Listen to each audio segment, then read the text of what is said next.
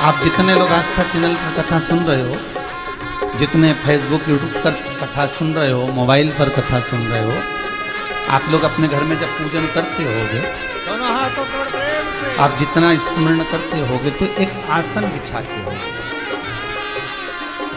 अब एक बहुत अच्छी तरह से समझ लेना, तुम्हारे घर के मंदिर में देवी जी की मूर्ति भी है, तुम्हारे घर के मंदिर में शंकर जी की प्रतिमा भी है, स्वरूप भी, शिव भी है, तुम्हारे घर के मंदिर में गणेश जी भी है, तुम्हारे घर के मंदिर में शंख देव भी रखे, तुम्हारे घर के मंदिर में घंटाल भी रखा हुआ है, गरुड़ घंटा, तुम्हारे घर के मंदिर में गणेश जी भी बैठे, तुम्हारे घर के मंदिर में देवता भी बैठे, तुम्हारे घर के मंदिर में कुल देवी भी बैठी है।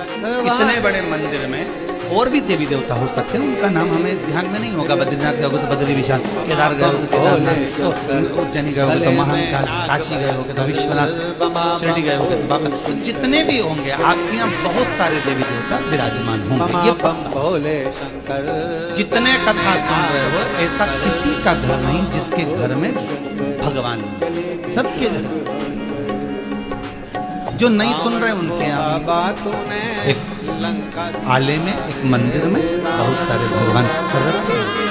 अब आप ध्यान दीजिए, आप आरती उतार रहे हो भगवान नारायण की, आप आरती उतार रहे हो लक्ष्मी जी की, आप आरती उतार रहे हो बद्रीनारायण की, आप आरती उतार रहे हो श्री गणेश जी महाराज की। जय गणेश जय गणेश जय गणेश देवा, माता की पार्वती पिता महादेवा, या आपने आरती उतारी जय जगदीश हरे, या आपने आरती उतारी जय शिवा ओंकार।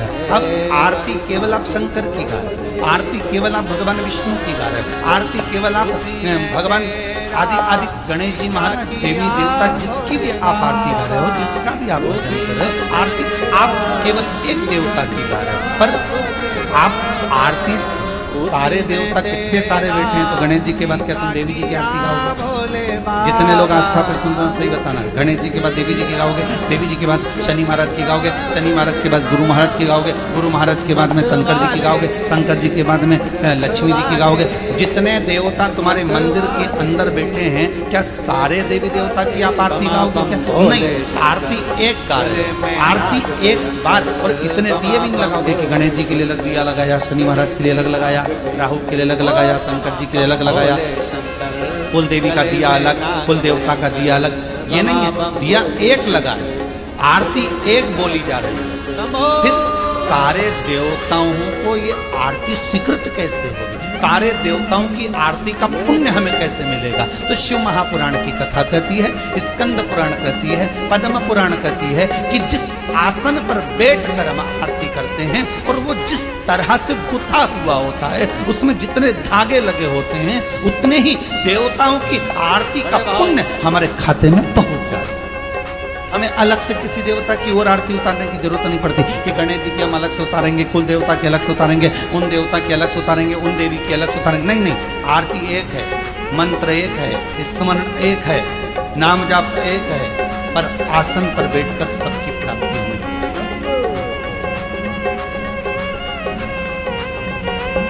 आसन पर बैठकर हमें सब फल की प्राप्ति होगी, आसन पर बैठकर हमें सब स्मरण प्राप्त होगी।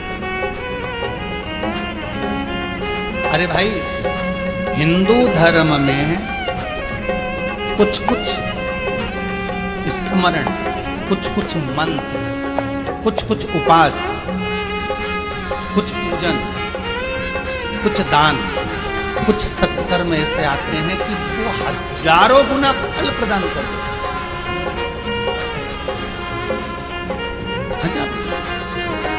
जैसे अभी कल रविवार 23 तारीख त्रिस्पर्शा एकादशी आ रही। ये पिछले वर्ष के योग में पढ़कर इस वर्ष कृपा कर देखिए। अब ये सोचिएगा कि त्रिस्पर्शा एकादशी अभी 2 वर्ष से लगभग बाबा की ये शिखर, इससे पहले कई साल निकल गए थे तो नहीं आया। पर ये सोचो कि ये 2 साल से कोरोना भी आ रहा है, तो ये 2 साल से त्रिस्पर्शा एकादशी भी आ रहा है। समझने वाली बात है सब। इससे पहले तो त्रिस्पर्शा एकादशी कई वर्ष निकल जाते थे तो नहीं आते। ढूंढ ढूंढ कर जाओ तो नहीं आती। तो ये 2 वर्ष, पिछले भी वर्ष में भी इसका स्मरण हुआ था त्रिस्पर्शा का, इस बार फिर त्रिस्पर्शा। आखिर क्यों? और 2 साल से ये कोरोना कहर ढा रहा है और 2 साल से ही पंचांगों के अनुसार ये त्रिस्पर्शा।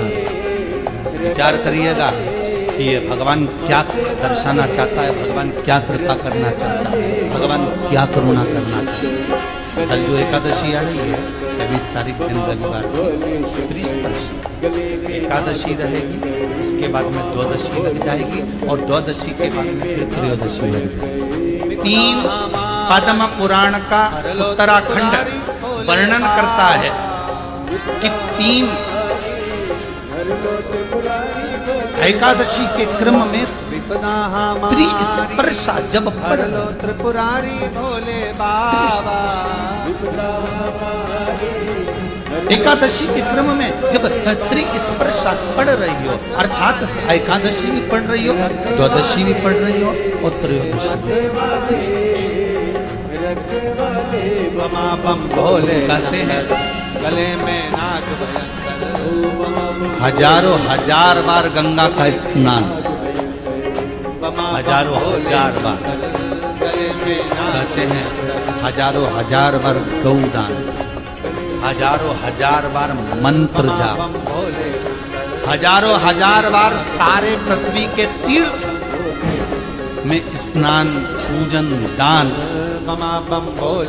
अश्वमेध यज्ञ के 1000 गुना फल, सोम यज्ञ सर्वोत्तम यज्ञ के 1000 गुना फल केवल त्रिस्पर्शा एकादशी पद्म पुराण कहती है उस दिन व्रत करने से प्राप्त हो जाए।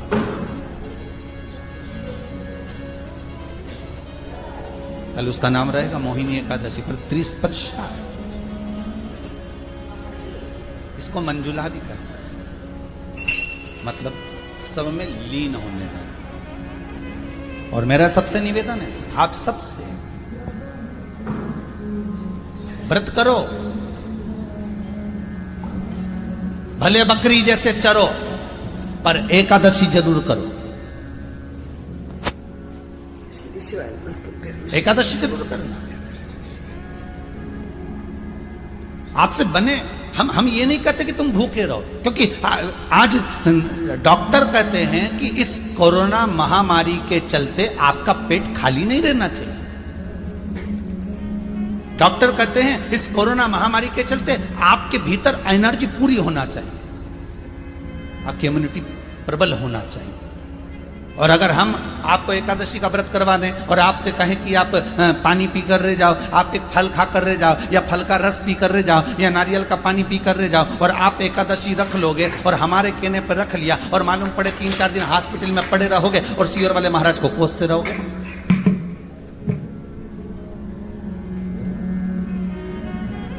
अरे भाई, शिव महापुराण की कथा करते हैं, जजमान हमसे पूछते हैं, कई जजमान पूछते हैं, वो तो भले हैं सोमानी जी जिन्होंने एक बार भी नहीं पूछा है?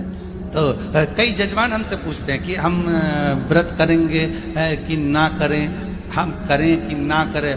सोमानी जी ऐसे निकले, इनसे हमें पूछना पड़ा। तो जजमान हमसे पूछते हैं कि हम व्रत करें 7 दिन शिव महापुराण के कि ना करें। हमने पूछा ये बताओ पहले तुम्हें शुगर वुगर तो नहीं है, बीपी में ऊंचा नीचा तो नहीं हो रहा? तो कहे गुरुजी शुगर भी है, बीपी भी। तो हमने कहा खूब प्रेम से तुम तो भोजन करो साहब और कथा सुनो। मालूम पड़े तुम व्रत करो और मालूम पड़े हॉस्पिटल में पड़े रहो तो कथा किसको सुनाएंगे? इसलिए तुम तो खूब शिव महापुराण की कथा कर रही है, पद्म पुराण कर रही है कि त्रिस्पर्शा एकादशी में अगर घर के बच्चे भी हैं, घर के बुजुर्ग भी हैं, घर के बड़े भी हैं, और हो सकता है अगर उनसे बन जाए, तो हम ये नहीं कहते कि तुम जल पर रहना, हम ये नहीं कहते कि तुम नारियल पानी पर रहना। हाँ, डॉक्टर कहते हैं अभी आपको आपकी एनर्जी प्रबल चाहिए, अगर भूखे रखेंगे तो हो सकता है कोई तकलीफ हो। इसलिए खूब प्रेम से आप तो बकरी जैसे चरो, पर एकादशी करो और त्रिस्पर्शा को छोड़ना। महाराज, ये वो एकादशी है जिसमें हमने दान करा, पुण्य करा, सत्कर्म करा, भजन करा, मंत्र जाप करा, नाम जाप करा, नाम स्मरण करा, नाम कीर्तन करा, नाम भगवान की भक्ति में जैसे जैसे हम डूबते चले जाते हैं, कहते हैं इसका फल हजारों लाखों गुना हमें अपने आप प्राप्त हो जाए। अपने कितनी समस्या।